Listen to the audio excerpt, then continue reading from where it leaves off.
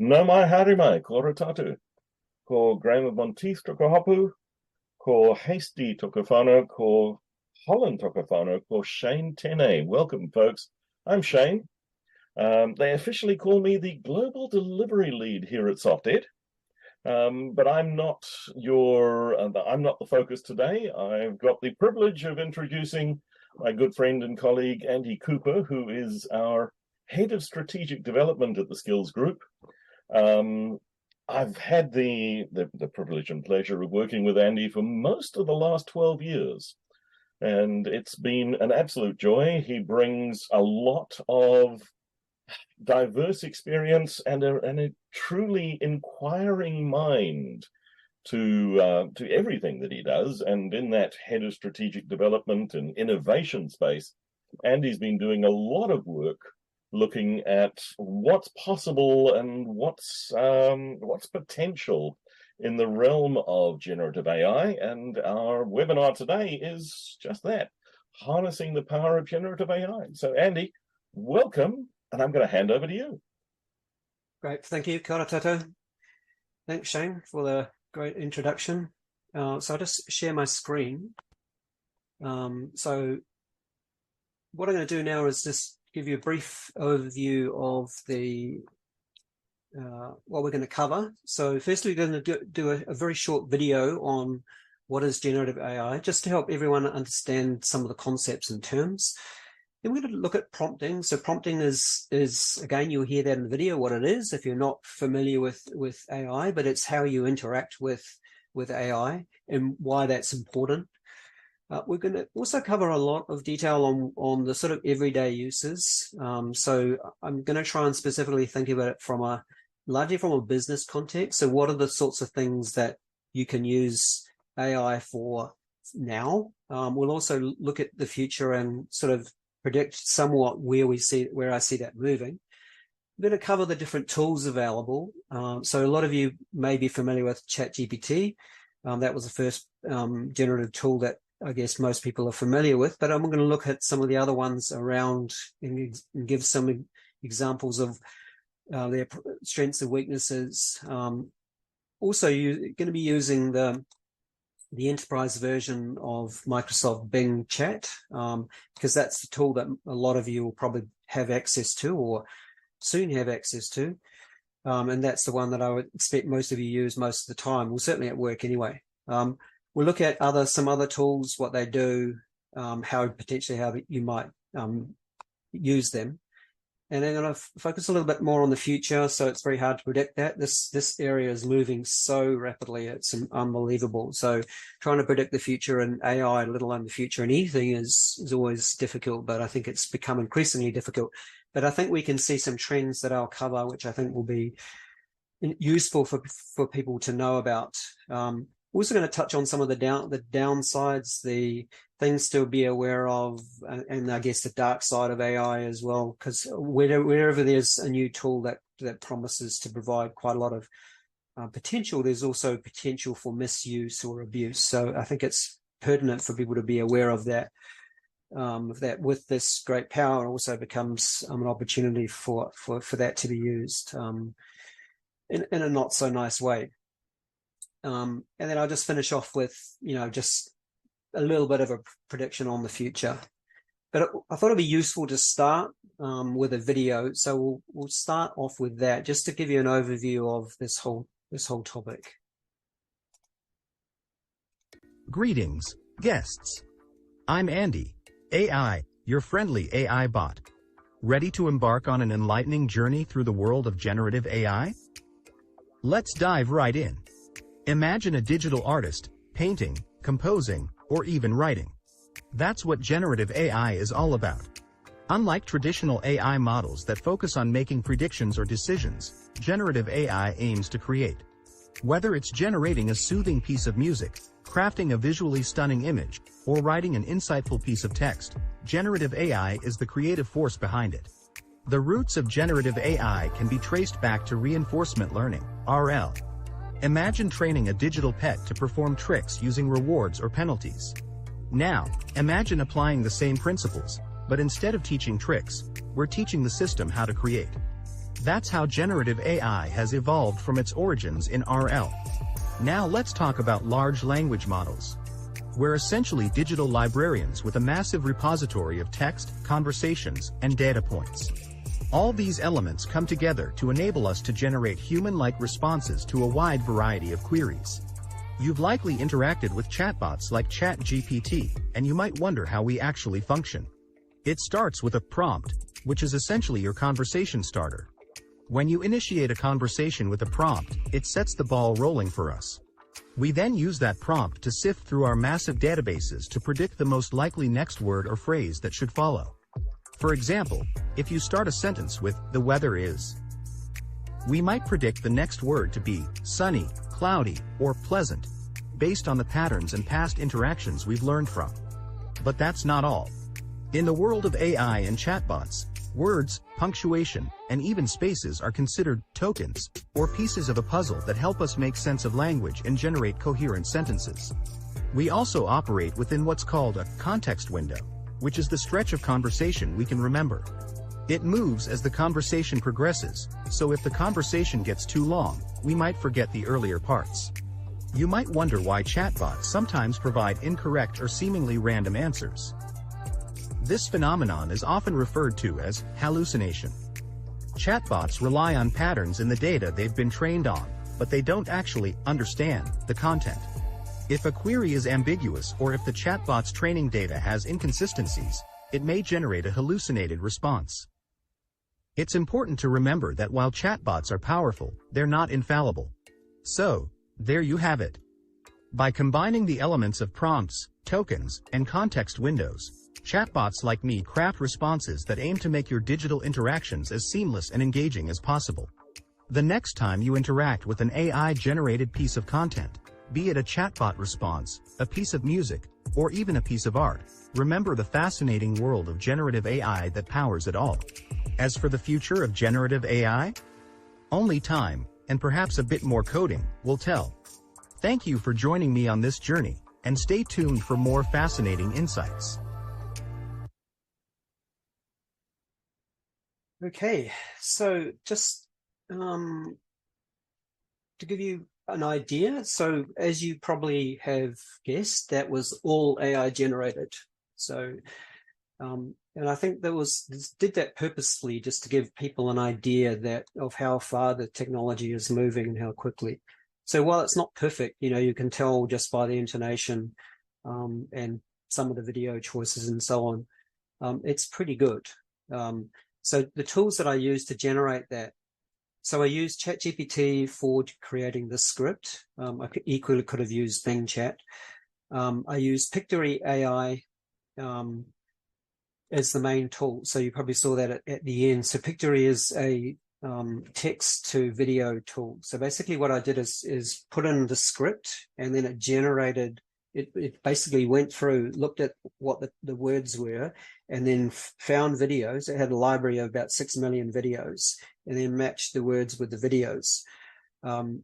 Then within that, there was a short video of someone hallucinating. So that was generated with some of the people on the call may know who that is. Was generated using a tool called Playday, which takes an image and then animates that.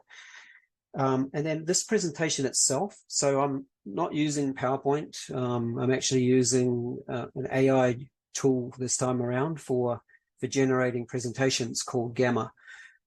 So again, just trying to sort of try different things to see what they're doing and how they work. So Gamma, as a tool, I found quite easy to use. This whole world of AI is moving so rapidly that Gamma is actually really good at being very easy and flexible to update with a wide range of different types of content, as you'll see as we go through this presentation.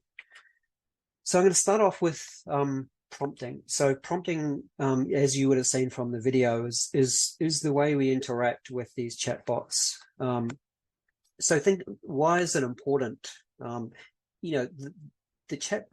The way these things have been developed is they have actually, billions, if not trillions of data points or pieces of information. So to be able to get good output, we need to have effectively use good input. And that helps to make sure that we get what we want out of it, but also we get it in a way that we want it as well. Because a lot of people probably don't even realize that within prompting, we have the opportunity for the AI to not only output the content we want, and more likely to give us the right content, but in a format that we want as well. So we don't have to just output content in straight text format. We can output it in a range of different format types, things like rich text format, or in an Excel spreadsheet, in comma separated values, all sorts of different ways. I'll show you later on some of the different ways that you can output it. So it's really flexible for that sort of thing as well. But there are some generic sort of prompt formats that can work quite well. And so it's useful just to sort of understand, again, some of the sort of thinking that sits behind that. But if we look at the three different types, so they sort of go in order of complexity, depending on what we're actually asking the chatbot to do. So that at a basic form, role, task, and format is quite a good thing to think about. So so again, ask the chatbot to become a persona to go into its large model and pull out the knowledge that relates to a specific role. Like in this case, we've got a financial analyst. It could be a business analyst, it could be a marketer, or it could be a salesperson. Whatever the role is, we can ask the AI to perform a task for a specific role. Then we create something. So again, be specific about what we're asking it to create, and then in what format. So that's a sort of basic format. But you can also adjust many other things. You can adjust the tone. So how do you want it to be written? Do you want it to be written in a professional tone? Do you want it to be written in an academic format? Do you want it to be written in a humorous format? You'll see that later on in the Microsoft Bing toolset, that they actually guide you in the different sort of tone that you can output as well. So if you just do a basic query in a tool like ChatGPT, you get a pretty generic and vanilla and often bland response. So using or understanding some of the prompt language helps you get a much better output, which will generally mean you get a better outcome because you'll spend less time turning that into whatever you need. So that's why at the moment, prompting is actually quite important, that you sort of get your head around how it sort of works and experiment with different prompts and see what they can do. And I'm going to show you some examples later on of sort of some good prompts and how detailed they can be. So this is and I'm going to provide some references later on to a whole bunch of cheat sheets as well. So there's a lot of good resources around now on this. So there's lots. But this sort of gives you an idea, just to give you an idea on some of these sorts of things. So as a role, so you can see the different types of roles, but that's not, that's only a small subset. There are many more roles. There's many roles as you can think of will probably be in the data set for these AI tools. Then a task. So this is sort of, again, not a definitive list, but just to give you an idea on the type of tasks. Then a format, an output format. And then you can also, as it says here, put restrictions if you want as well, to make sure that it does more what you want it to do and less other things. You'll see some of the restrictions in later on that I've used. Things like no jargon, don't use jargon. Things, those are sort of things that can be quite useful if that's the type of output you want. So that's sort of some basic things. The way that most people, and I feel is probably the most natural way of prompting, is what's known as chaining. And that's pretty well how I tend to do my prompting, if I think about it, with a few exceptions where I know that I have to do a more sort of constructed prompt. But we all often start with a very basic one. And in this case, give me a summary of this document. So we start off with just something simple like that. We then figure out what the summary is. Then we say, okay, that's really quite useful. And then we say, we turn that summary into a 500-word blog piece. And notice that it explains the topic to beginners. So again, I'm telling the LLM, the language model in this case, to create the content suitable for a beginner, because that might have been a very technical document. And it's actually one of the real powers of AI is that you can take something that's written for one audience and generate it for another. So we can take something that's quite difficult technical content and get it to explain it in a much easier to understand way, or for a different audience, in this case for a business audience. So we could take a presentation that was generated for a management team, and we could ask that to be generated in a format suitable to executive or like a board, and it will change the content based on the audience. And then you can output it as well, ask it to output it in bullet points suitable for a presentation. All of these things are all possible using good prompts.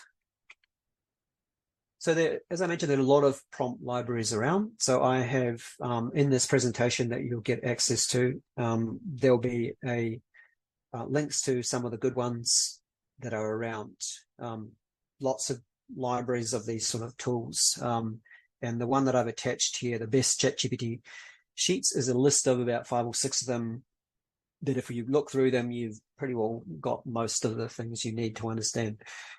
I've also given a link to a course down the bottom on mastering ChatGPT. It's a 2 or 3 hour course written by people from an organization called the Neuron, and it's actually a really good free tool at sort of getting you understanding how to use ChatGPT. So that's another good resource that's free. So now I was going to cover the main uses that I see for AI. These are sort of the main everyday uses that you, depending on what your job is, of course. So I'm going to make some generalizations about what people do in their work. But if you have a job that involves knowledge work, which is taking information and transforming it in some form of way, or if you're a leader or a manager, then AI can provide quite a lot of support.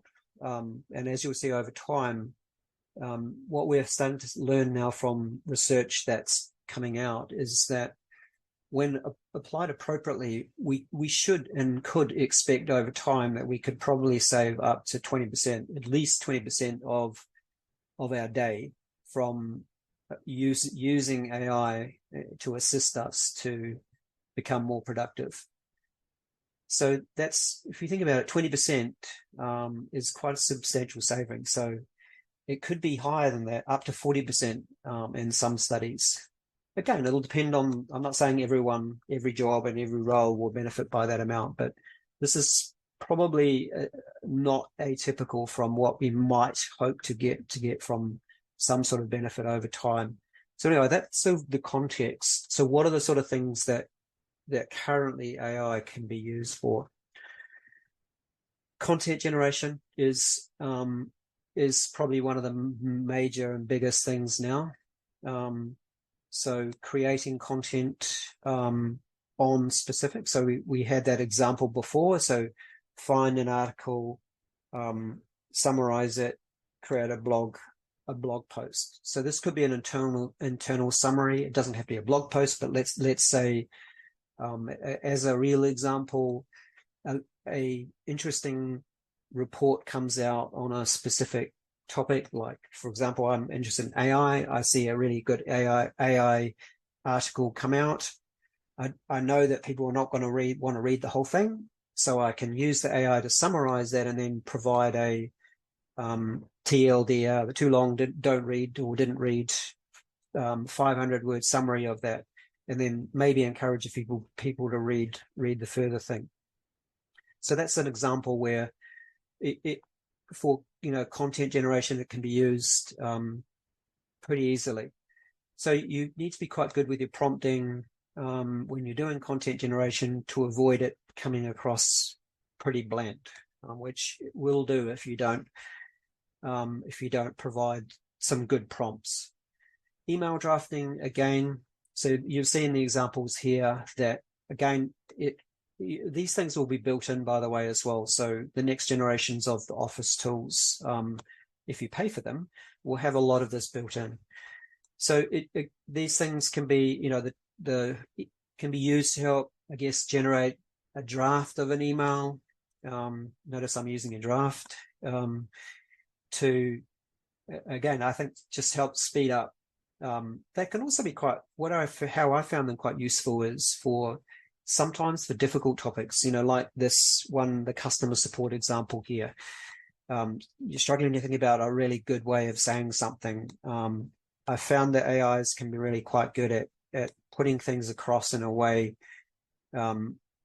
that's really, I think, helpful, and it just and also much faster than I would take myself to try and conjure up those words, especially in a sensitive topic. It's actually really good at giving you some really good ideas on how to structure your thoughts, by the way, as well. Text summarization. I'll show you an example of that later on, but they're really good at that. So you can take large amounts of large documents and have AI summarize that. It's worth bearing in mind that it's not perfect, as like most things you'd expect. So there is sort of within that summarization capability, there isn't some known issues around what gets lost, right? So obviously, if it's going to summarize, it's going to figure out what it thinks are the most important topics and summarize those. But there is some, I guess, known issues around, depending on how long the document is, what gets lost in this and at what parts of it. So does it lose some of the things at near the end? And the answer is it can. So that's where, again, any of these tools need to be used with that in mind, that they're not necessarily going to provide 100% accurate. You need to be able to validate and check before you use the output, because it could be wrong. Explanation. So great at providing for you or for others explanations on topics. So in the past, you might have done that in Google, and we got like 20 things back. With AI, it means that we can do that much more crisply and get generally a much better output. So we'll show you examples of that later on. But again, I think as a way of giving you simple explanations, it's actually really, I think, a great use of AI. And we're going to see that later on, that's going to be built into our Google coming soon as well. So they've seen how that is used by a lot of people, and why that should become built into the actual Google search itself. Brainstorming. So interesting that, brainstorming, why would you use an AI for that? Surely people in the room can come up with more and better ideas than a machine that doesn't know anything about our specific business or necessarily exact context. And the answer is that's true. However, what the research is showing, as in facts are starting to now show that from a creativity point of view, so the amount of information that's been ingested into these is so vast, as I said, like trillions of data points from many different sorts of domains. So not all domains. So just make that point as well, that the actual tools will generally come up with more ideas than a group of people, not necessarily better ideas, but they will definitely come up with more ideas faster. And I guess that, again, just becomes a speed thing. So we don't use this to do all our thinking for us, but it can certainly generate a list of ideas or starting ideas that can really help kickstart something. We'll probably find the more outlying ideas will come from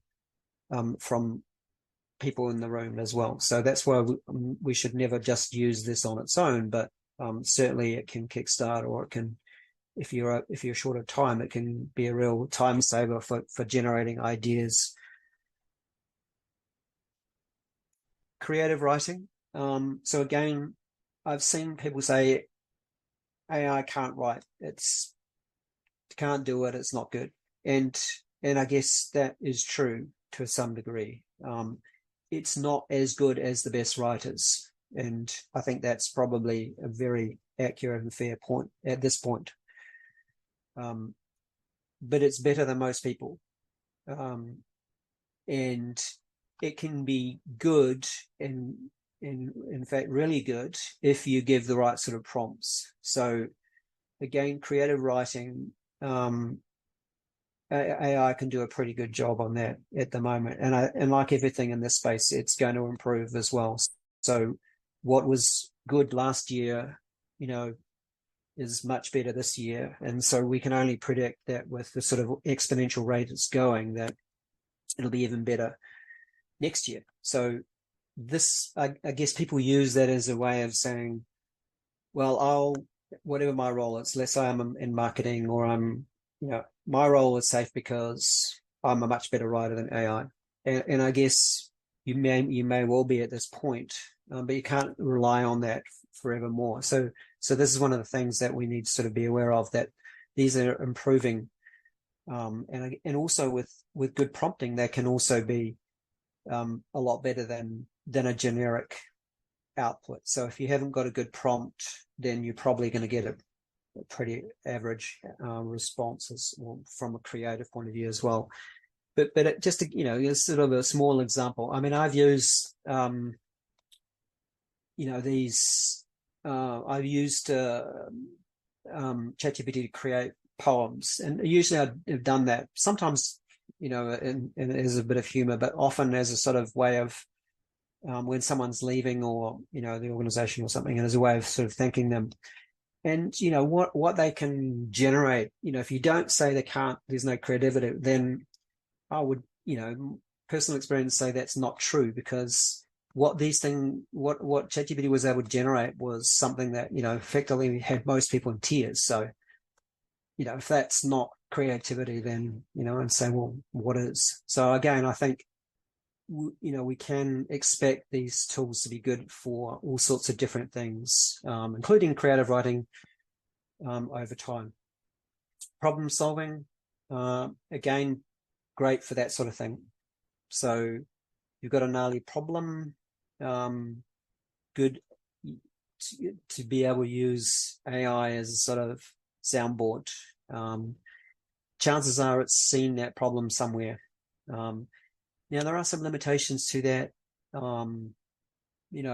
People using this for medical advice, for psychological guidance, and so on.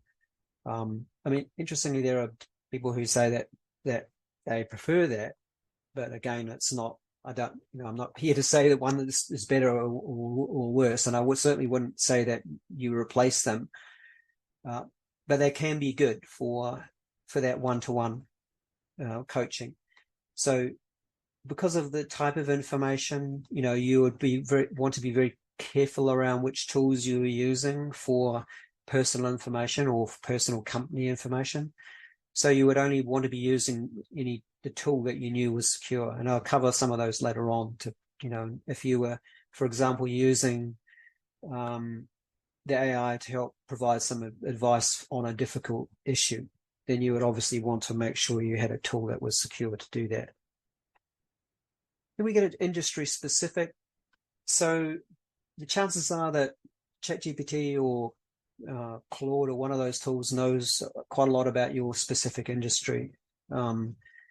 So you can use that to actually create prompts that are specific to that domain, and then use those prompts over time to sort of for answering or doing different sorts of things.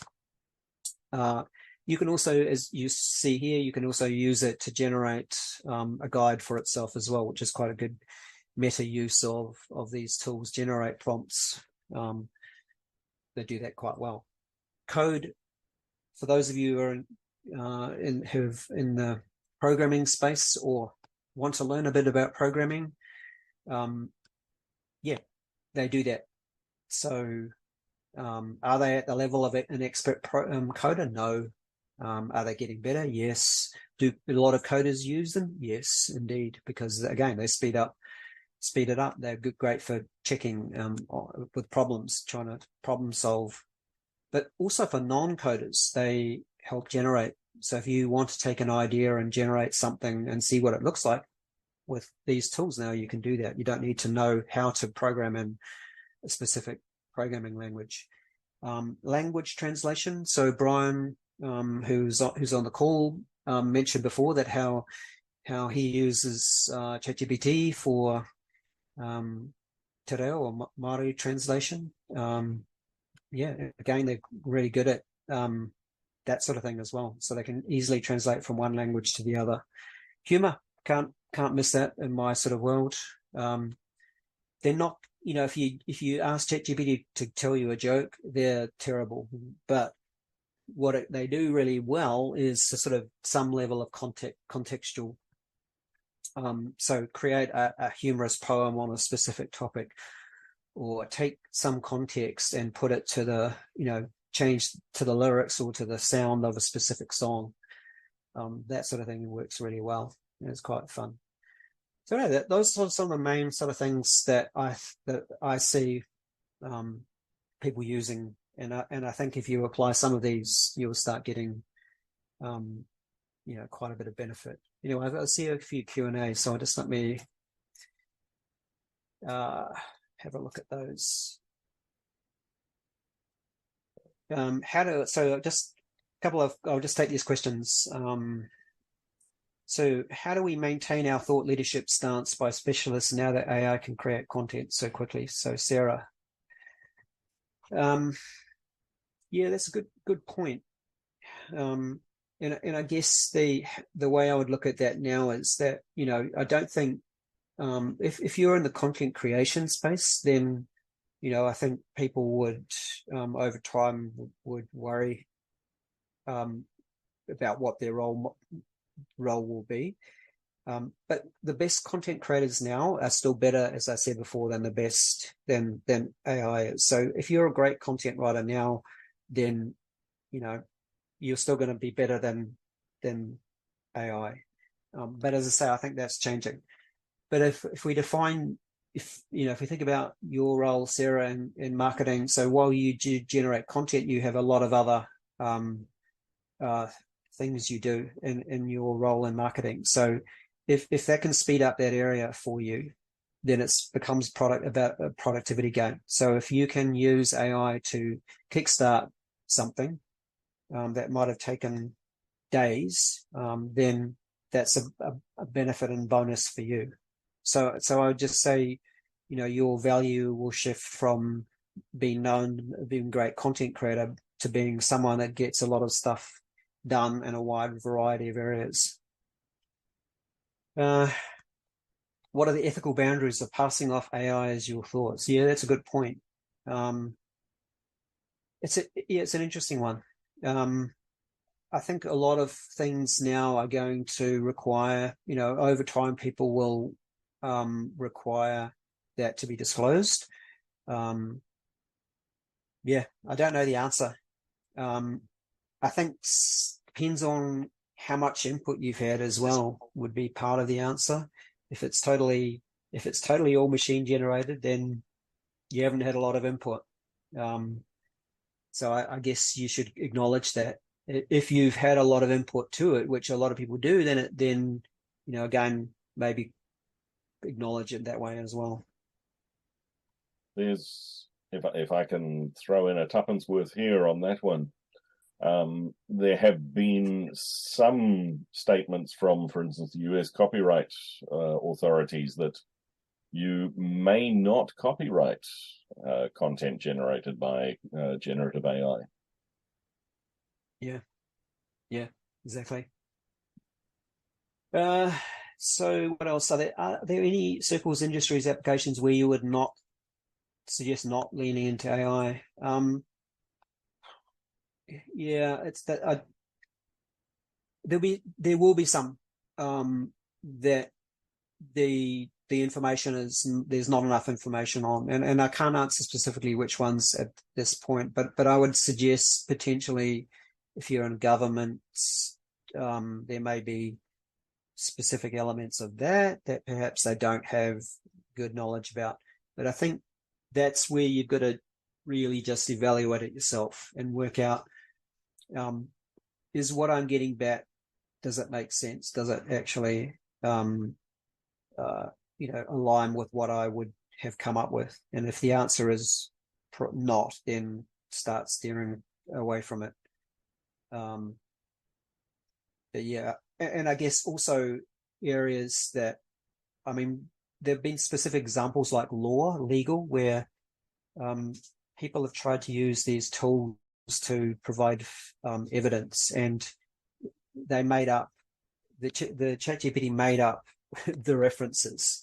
So whatever tool you use, you need to make sure that whatever it provides, that you could back it up with evidence. And so that can be as part of the prompt to ask for that evidence and check it and validate it. Don't believe it. I guess how I would look at it is they're very convincing liars sometimes. You got to be careful that it sounds right, but it may not be. And so that's where being able to ask for references, validate those references, becomes quite important. We'll move on and we'll come back to, there's actually one question about what concerns do you have about feeding personal sentiment into an AI model? So I guess it depends on the tool. The ChatGPT, I would not do that. And it's not that I don't think that they're probably going to use it, but they state that they may. So that just means that I would not use ChatGPT for personal information. There are other tools where they don't share that information. And I'll show you some of those. So we'll get on to that now.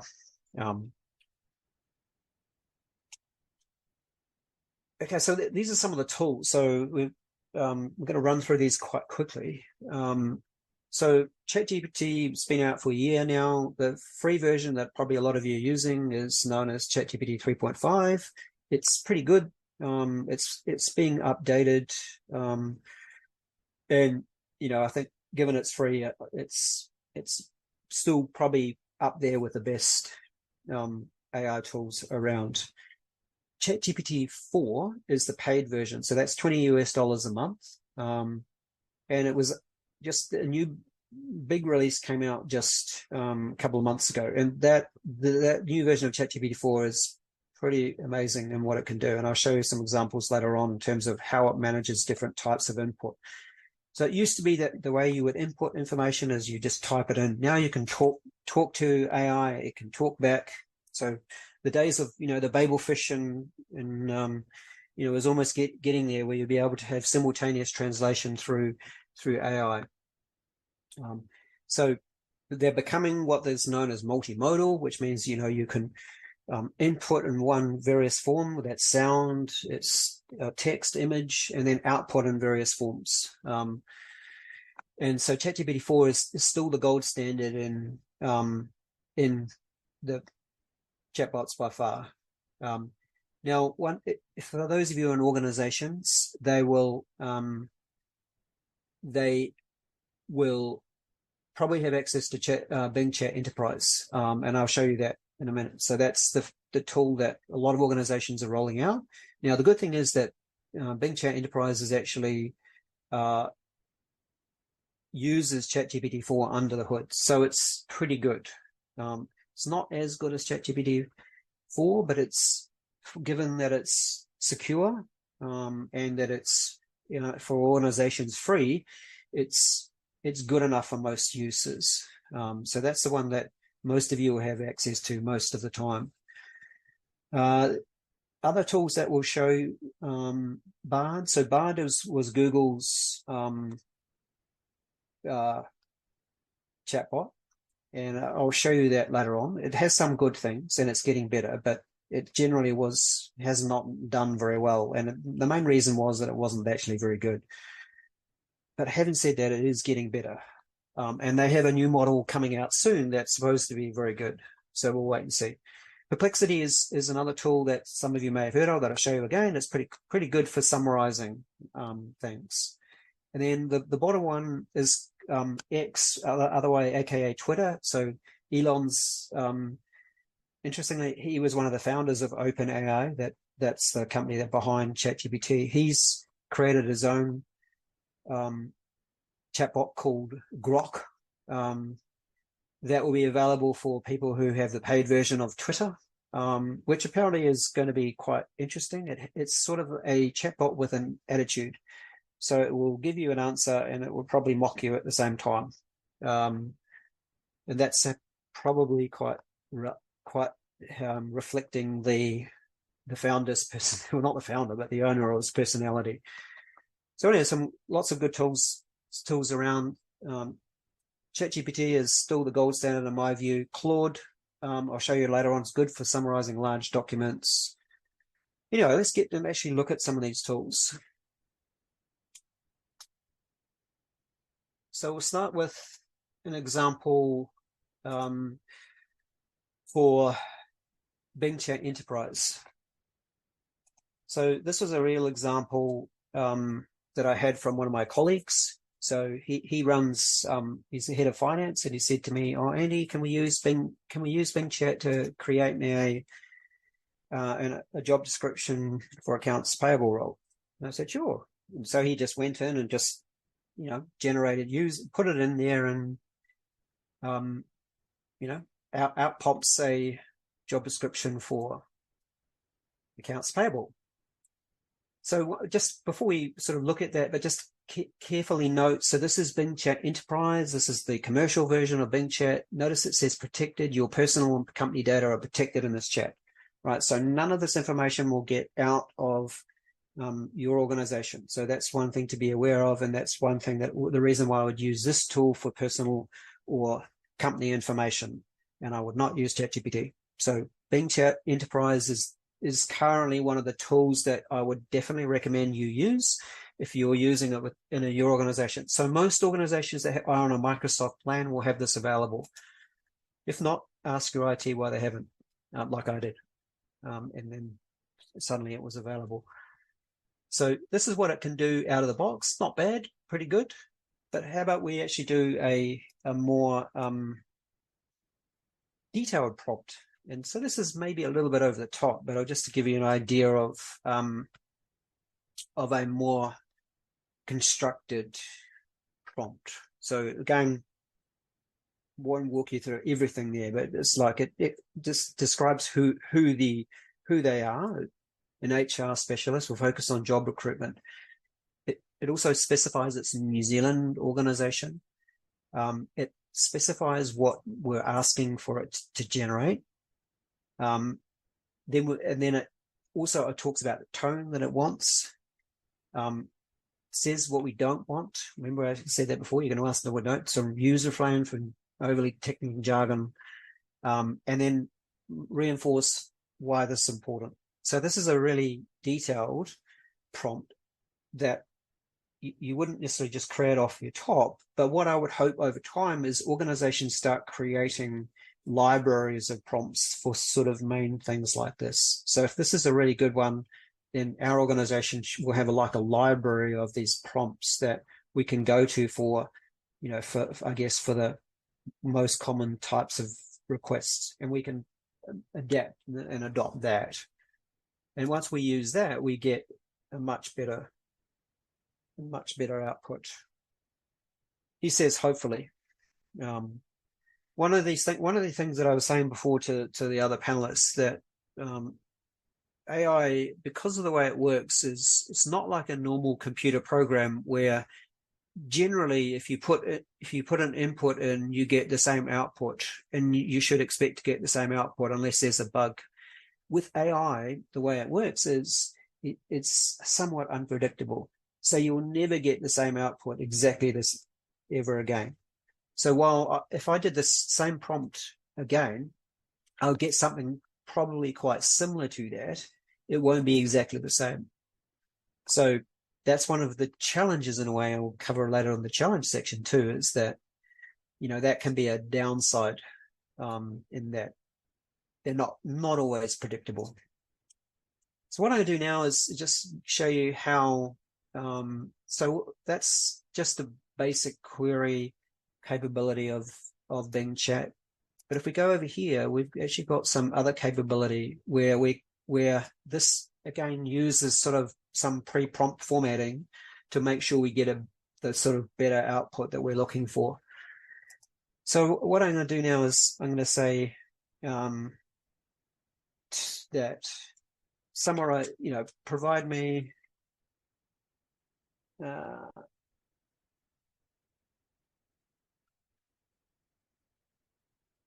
so actually what I should have done that. I need to go back.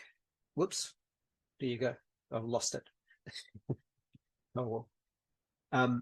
This is one of the downsides of Bing Chat. I'll put that back in a minute. But one of the downsides of Bing Chat is that it doesn't hold anything. So in your other tools, they actually hold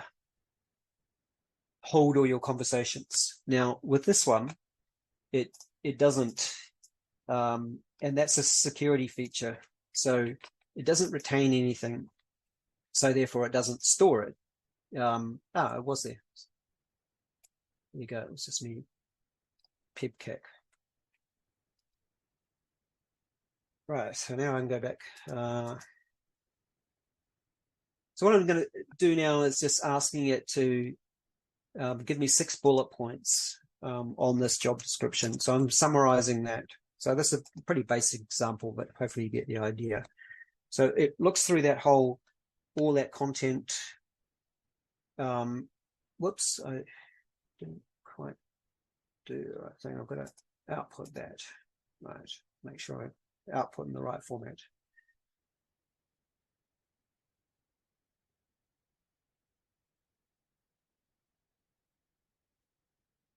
Right, so then it's just gone through that whole job description and then picked out 6 of the key things for that job description. Now, one of the nice things that you can do with, and this has become automatic in the newer versions of Office, but even now I can take that and I can actually add it straight into a PowerPoint. And I could even make it look pretty like that.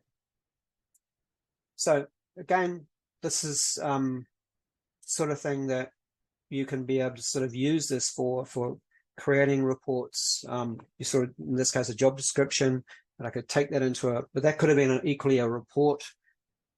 And I can start using it to sort of do the summary, to start doing some of the content, and then actually then transfer that into different formats. So that's using the Microsoft tool. Yeah, that's Shane's DALL-E's made this point, which is a good point to note that. So Microsoft have rebranded Bing Chat Enterprise to Microsoft Copilot. Yeah, that's true. So in mid-November they did do that. So that was just a few weeks ago. So Bing, even though the reason I was calling it Bing Chat is because that's still what it has. Yeah. But yes, they have renamed it to call it Microsoft Copilot. And as Shane points out, which is a little confusing, is that they also use that same term for the tools that are also sitting alongside Windows. So Windows 11 and soon Windows 10 will have Copilot as a guide to use them, but also within the Microsoft 365 tools as well. So they'll build in that into some of the tools. So they're using the same term Copilot across all of their different AI tools. But for now, it's showing as Bing Chat Enterprise or your AI-powered Copilot for the web. Okay, so let's look at some of the other tools. So this is a tool I think most of you use most of the time because it's available in a lot of organizations and it's secure. So that's why I would recommend using that one. Now, this same exercise can be done in ChatGPT, but it's slower. So that's why I'm going to do it. Sorry, the same exercise can be done in Bing Chat, but I'm doing it in ChatGPT because it's a little faster. So this is the ability to be able to use visual. So I can now upload images and ask the AI to actually analyze those, and that's become pretty interesting and pretty cool, I think, over time. So I'm just going to move this bar away.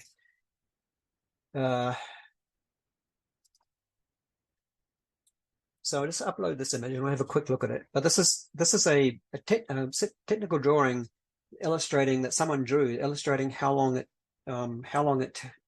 customers would like for a feature to be delivered, shown against how long it actually takes.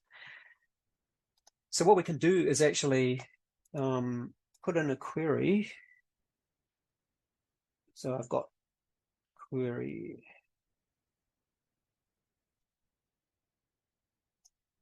And ask questions about that. So this in this case, analyze this particular diagram and then provide some commentary around the speed and predictability, so on. So this is taking an image. All it's seen is this image. So, and then the ability now to be able to upload images and interpret them is, I think, quite amazing. So how that can be used is there's a lot of different uses for this. There's interpreting images, is regenerating it. So people upload a picture and say, generate that, here's my mock-up of a website, turn that into code. It can do that sort of stuff. But this is the sort of thing that people, understanding that AI now can start to understand and interpret not only text, but also images. It can do sound. It's clearly and generally is going into multimodal. And this is another example, very brief one as well. I'll just show you another one that's quite a cool one just to be aware of. So this is where I can actually query the AI to analyze a picture and then give me a description that I can use to generate that again. So in this case, I found this cool picture of an eye, and I can actually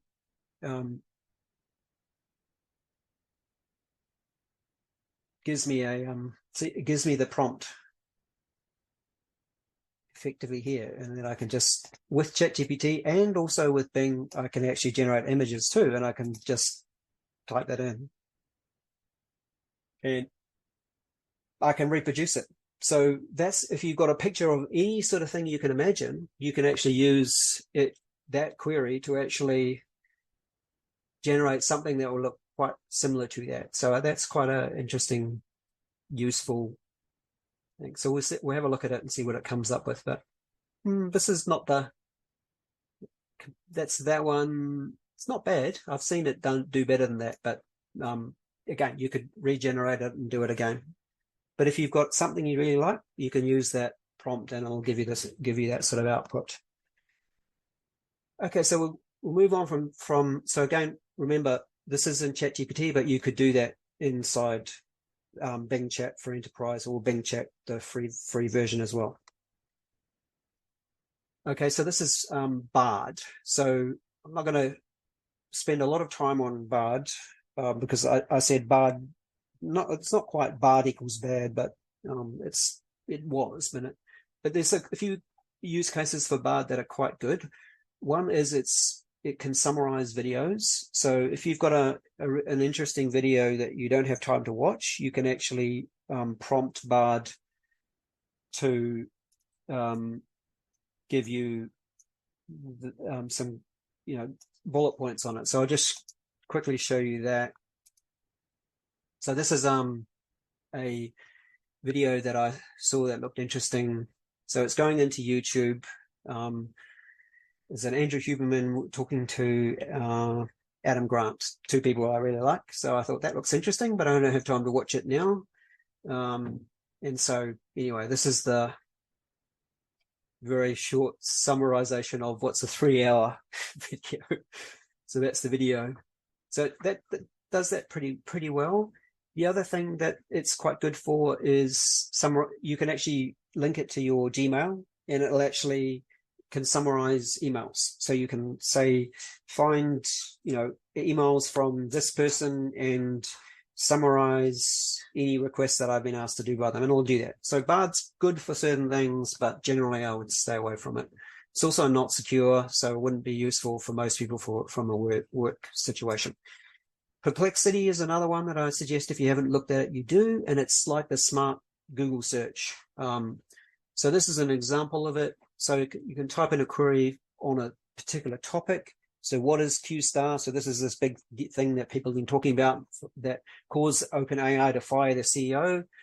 And basically, that's how it was summarized all these different sites and came back with a referenced explanation of it, which is pretty good. And the nice thing about it is that it searches the web in real time and gives you references, right? And you can actually copy and use all those references. So that's why I think this is a pretty good tool at the moment. However, one thing that it's worth bearing in mind that if we just go into Google, so this is a new feature. So I'm using a beta version of Google Search, and notice that it's starting to use this AI now. So this is available now if you sign up for it, but it's sort of a new feature, which I think is going to become the way we access Google, which is pretty good. Now, Claude is another one. Up until recently, Claude was not available in Australia or New Zealand, so that's why it was you could only access it if you had a US account, but now it is available.